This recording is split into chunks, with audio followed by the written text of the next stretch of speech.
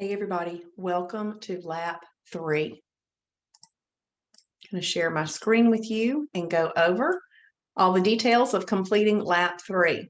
So remember to read the black box before you get started on any task.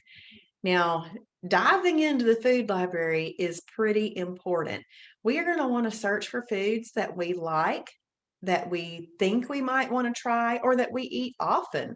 So, what I highly suggest that you do first is to take a blank sheet of white paper and just start letting the ideas flow. This is called brainstorming.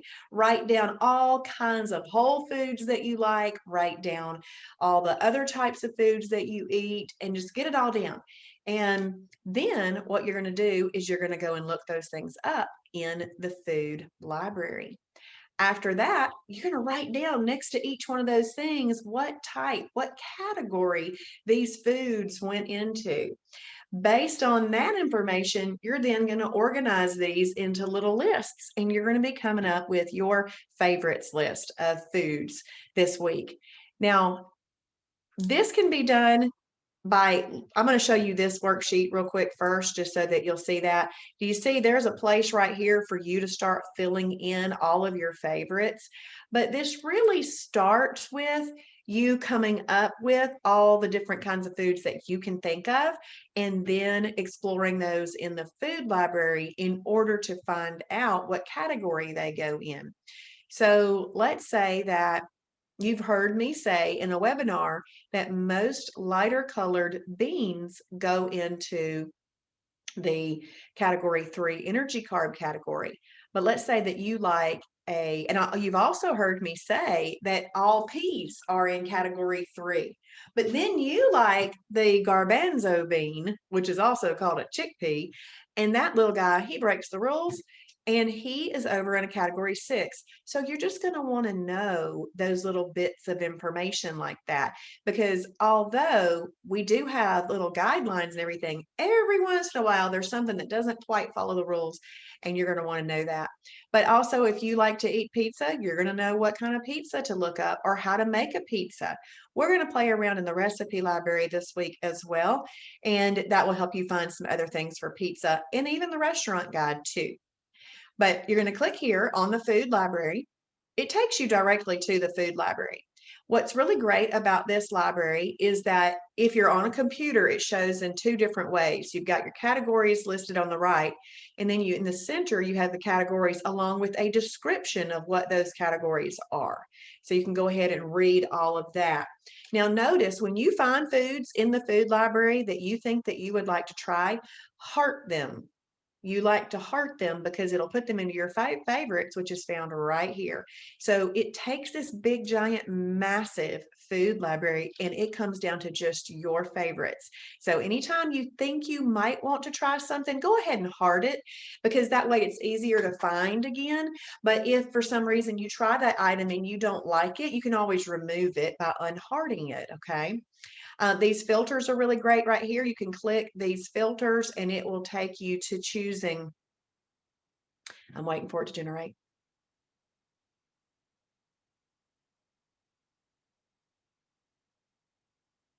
These filters right here, we're in the food library, but if you want to see all the food that's gluten-free, you click on this button right here. That will show you all the foods that are gluten-free. So that's a nice little feature, that filters right there. But if you are in a specific category, let's say that you are in the energy carb category, and once you've clicked there, you'll also see those filters.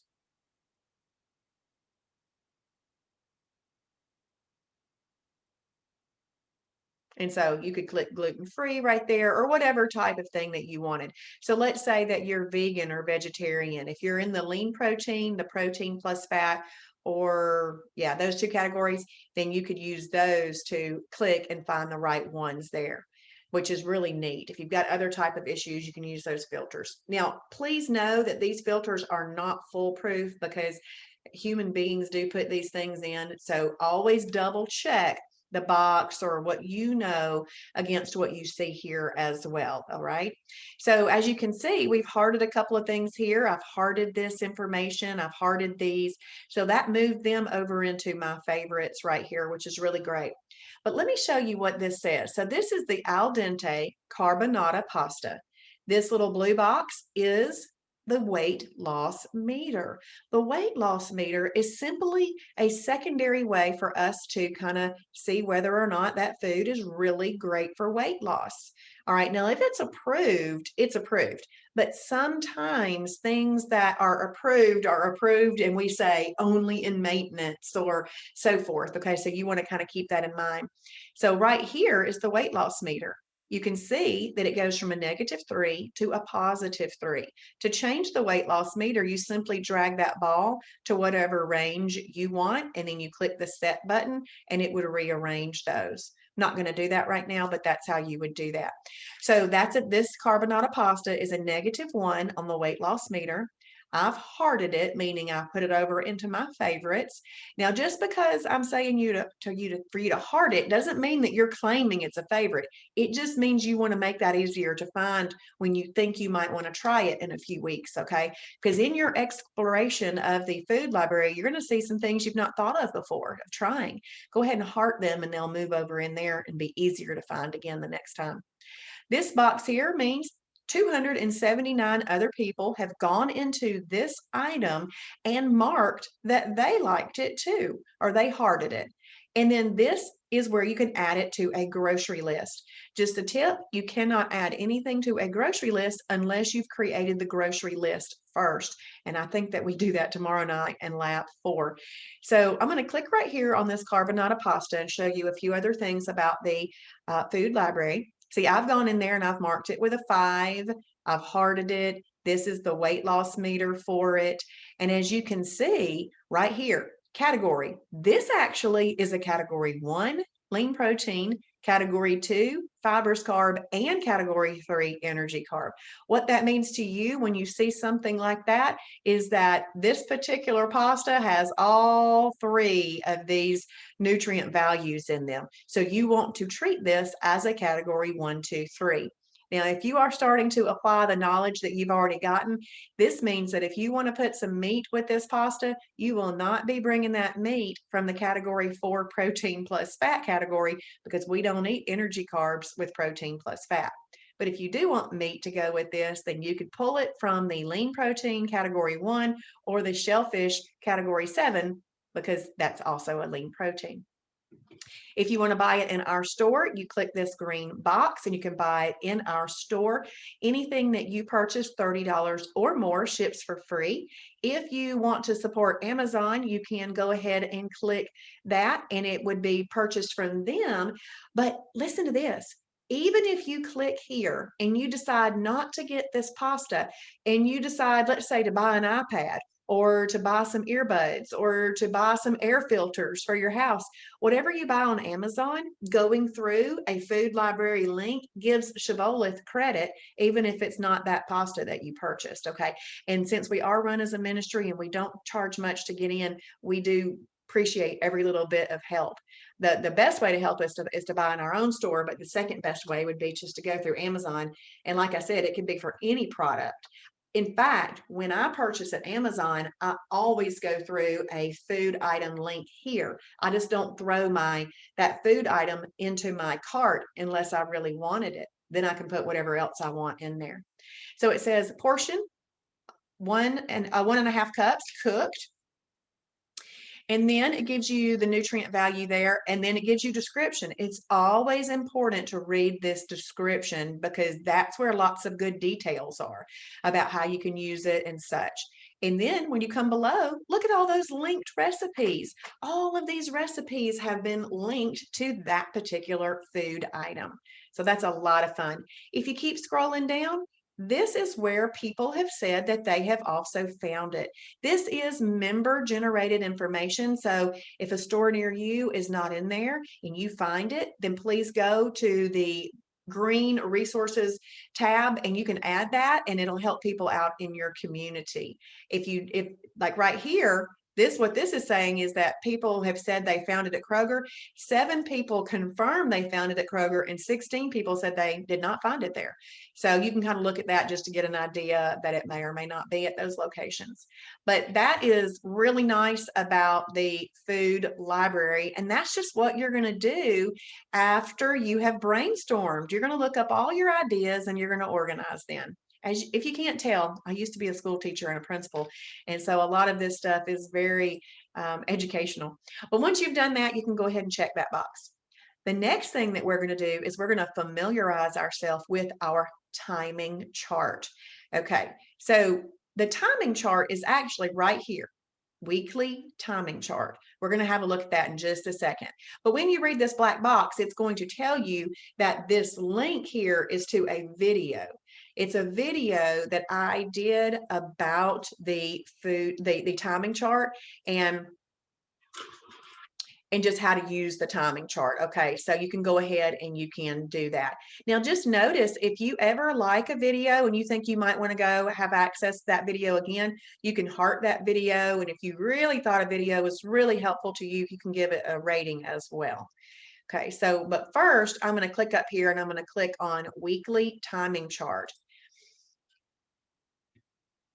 Okay, I'm going to go back to my very first month in Shibboleth because that's more helpful than you looking at my chart now because I'm in maintenance. This is more helpful. This timing chart is so important because this is a non-scale way to see that you are doing a good job, because the scale doesn't always tell us what we want to see. And if we've been having truly perfect days, no matter what that scale says, we are efficiently burning fat off. All right. The scale lies. It lies less weekly and it lies even less monthly, but on a daily basis, the scale is a liar. So this is a great way to make sure that you have another visual to see how good you're doing. Okay. So all of these little icons that you see here are being generated based on what type of day you said you were having in your journal. Okay, so this was my very first Shibboleth perfect day. On your first Shibboleth perfect day, you get a green check. On your second Shibboleth perfect day, you get another green check. On your third Shibboleth perfect day, you get a flame. That means that you are in EFB, baby, efficient fat burning. And then you just want to string as many efficient fat burning days together as you can. And then planned or unplanned, you're going to have a holiday. We are living life. Holiday, holiday. This was Easter when I went to Alabama. Then I got right back to business. I had a perfect day. And while I was in Alabama, I started watching videos in intermittent fasting. And so I did an intermittent fasting day right there. That was another perfect day. It's a version of a perfect day that you go at least 12 hours without eating, and that can include your nighttime sleep.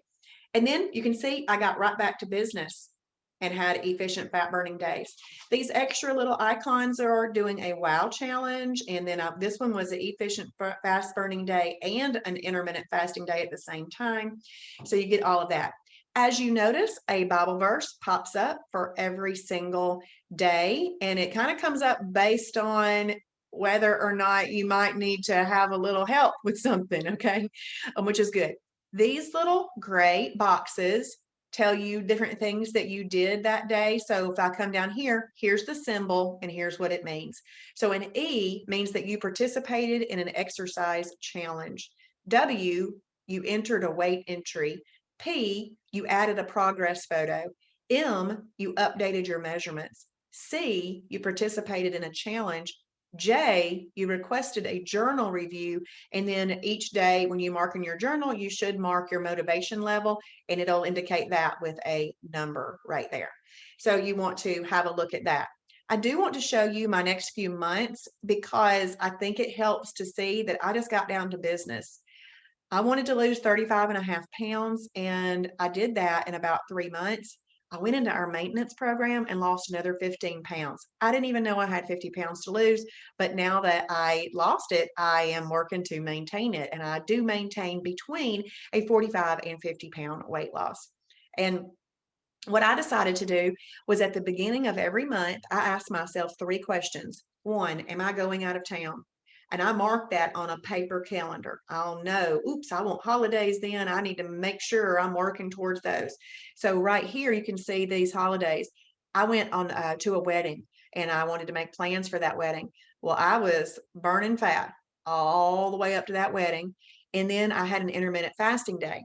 Intermittent fasting days, after you learn about that, they help you get into efficient fat burning a little bit faster. I still trust the 2 days before you get back into EFB a little bit more, but once I enter the IMF day, it marks it that it only took 1 day to get back into EFB. Okay, so now I'm going back to EFB again. And then the next month, the month of June, oh, I forgot to tell you all the rest of my questions. So I asked myself, am I going out of town? The next question I asked myself is, are there any birthdays, anniversaries, or actual holidays in that month that I might want to have a holiday on? And then the third question I asked myself is, look at your calendar. Is there anything else on your calendar that you might need to make appropriate plans for? And so at that point in time, after I've marked all that on my calendar, I actually might have to knock some of those things off because I get up to 6 in weight loss mode. Okay. But then I wasn't doing anything this month. I was not going out of town. There wasn't any holidays that I needed to have or events I needed to have a holiday for. So I just had all perfect days. So here we come on to July. July comes around and I thought, yes, okay, Independence Day. That'll be a great day to have a holiday. Well, I started thinking about it. I said, well, what are you going to eat, Kim? Going to eat a burger? You can have an approved burger. What else could you do? So I decided on that day, instead of having a holiday, I had not been doing an extra or a snack daily. I added an extra and a snack on this day. It felt like a holiday, but it was still a Shibboleth perfect day, and I stayed in the EFB. So that was kind of fun to have that. So as you can see, I continued all of July. And then in August, I went into our maintenance program and I started having a few holidays here or there. But at that point, I was already feeling great. I felt good. All I needed to do was continue to consistently apply the management system that Shibboleth is. So once you are, oops, I didn't mean to get, I have logged out of everything. Bear with me. So once you are familiar with the timing chart and you kind of understand its purpose and you understand that whatever you mark here in your journal, so for example, I'm actually having a holiday today. So there's a holiday, it's already marked. So when you mark holiday right there, that is what creates the little icons in your timing chart. But look at this. I have had EFB days all the way up to this holiday here. This, I was at the beach. So I had holidays then. After you have familiarized yourself with the weekly timing chart and watch the little video that's right there, you can mark that box as completed. Right here, you're going to make your favorites list in your categories. This is a little worksheet that I created for you to have an organized way. If you do not have access to a printer, please just create this list on separate sheets of paper, okay? You can take 7 sheets of paper and write all of the lean proteins, fibers, carbs, energy carbs, etc. that you want on those, okay? Then once you have made your lists of favorites, please don't skip that. You have to be aware of what your favorites are so that you can build meals and know how to do this lifestyle. So once you have done that, you can check this box. And then this last task says to create meals on the Fast Track worksheet. It's simply this worksheet right here. And you're going to create lean protein and fibers carb meals. Now remember, your lean protein can come from lean protein category 1 or shellfish category 7. They're both just lean proteins. And if it's something that you could use MCT oil to cook it in, then there's a reminder that you can use that MCT oil. But if you're just doing something like a yogurt and hemp flakes, you wouldn't put MCT oil in that, okay? So, but that's just a reminder there in case you can cook that up. And then over here on the right-hand side, there's a spot for you to build meals that include energy carb, build meals that include fruit, And then this is a protein plus fat and a fibrous carb meal. And this is a superfood and fibrous carb meal. So those are just some options, but please know that on the advanced combination chart and basically on that phase 1 combination chart, there's a lot more combinations that are listed on this worksheet. This is just one to get you started so that you can see what you need to do. In a lap, I don't know if it's lap 4 or lap 5, but we're going to be looking at freebies, extra snacks, and meal replacements, and you can fill this portion in on that night, or you can go ahead and move. You can advance yourself into the fast track laps sooner. Either way, it's fine with me, because this is all about you, and this is all about getting you to understand what you can eat, what are your options, and all the resources that are here on our website. I'll see you in a few for lap 4.